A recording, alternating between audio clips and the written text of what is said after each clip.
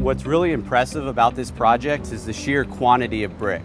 There's over 900,000 oversized brick here, 2 towers, 23 stories each, 6-story garage, and there's townhouses as we walk around the other side that you guys will see. The scaffolding systems that were used on this project, we went from traditional tube scaffolding to swing scaffolding, Fracco scaffolding, which required all sorts of different crews. Now, everything masonry related was done in-house by Telligent. So that's scaffold crews, wash down, safety, masons, labor, everything. Along with all these scaffolding systems, so you had different components. So you had the tube scaffold, the swing scaffold, and the Fracco. You had the different foremen running that. So when all that stuff came from our yard, you had to lay it down, the pieces, the parts and pieces, and keep track of each of the different components.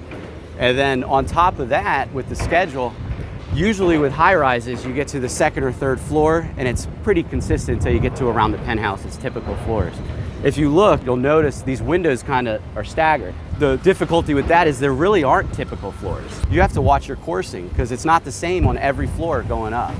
What's really cool too when we walk through the lobby is I think the lobby came out really nicely. There's a lot of interior brick. It's either 150 or 130,000 block, along with the 900,000 brick. So it's a lot of material. This was all tube scaffolded up in here. Normally, a facade like this would be real productive if you could put a Fracco on it and run up, but it's just, you have everything in your way. You can see some of the balconies here and behind us that we were talking about where we used tube scaffolding to infill those areas. Was wind a struggle for you guys? So does this answer the question about wind? The wind just comes out of the west and just hits this building at full force. We were constantly battling the wind the entire project. This scaffolding was actually bolted back to the building because of the wind. This building had a lot to work around.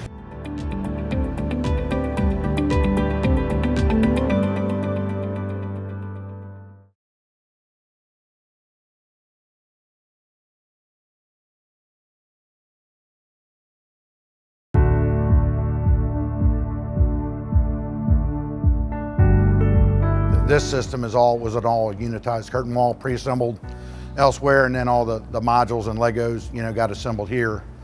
The building for us really is treated as 2 main components: the podium level, which is from where we are down, and then obviously the tower. All of the curtain wall units here, because they are unitized, they're all suspended from above. But some of these areas get a bit more creative when they're trying to get the longer spans. Some jobs are floor set where they have a floor crane. This job was completely tower set. It was mainly because almost every unit on the job is a twin span, and some of the weights, of these units were approaching 10, 12,000 pounds. Our scope down here was actually the curtain wall itself, also the serpentine canopy, as well as all the tube steel that's supporting it. Starting with the lobby first, just like with unitized curtain walls, things are a lot more efficient if they're in tension than when in compression. So basically this whole wall is suspended from anchors at the very top up in that ceiling, and it's all hung down like a curtain rod. So the challenge to that is, as you're loading all of this massive amounts of weight, you're also dragging down the ceiling, which you're no longer level because it comes down at different speeds and rates. So there's actually a jacking mechanism up in the ceiling that as we brought this thing down at different places, those jacks could bring the wall back up plumb and true. At the bottom, you have a hidden joint, but this whole wall is floating up and down. It just buries the movement in the floor. The outside canopy, if you look, you'll see like 4 main white columns that are supported with that 1 outrigger. That canopy is actually suspended off of that. So it's really its own self-supporting entity. And that was all prefabricated off-site up at a facility in Maine. Being there's just so much geometry, it's basically a warped potato chip. There's not a flat surface to judge anything on. But I mean, I'll be honest with you, as wackadoodles that looks, it went together like putting butter on bread. It was amazing how well that thing assembled. Truthfully, probably our biggest nemesis on this job was wind.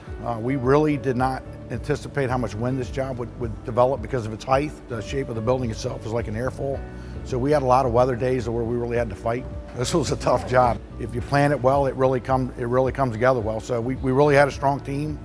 Obviously Davis is not their first, rodeo here either. So we're used to doing complex and wackadoodle jobs, and so are they. So I don't know, if you build a strong team, anything's buildable or possible if you got, you know, enough planning and smarts in here.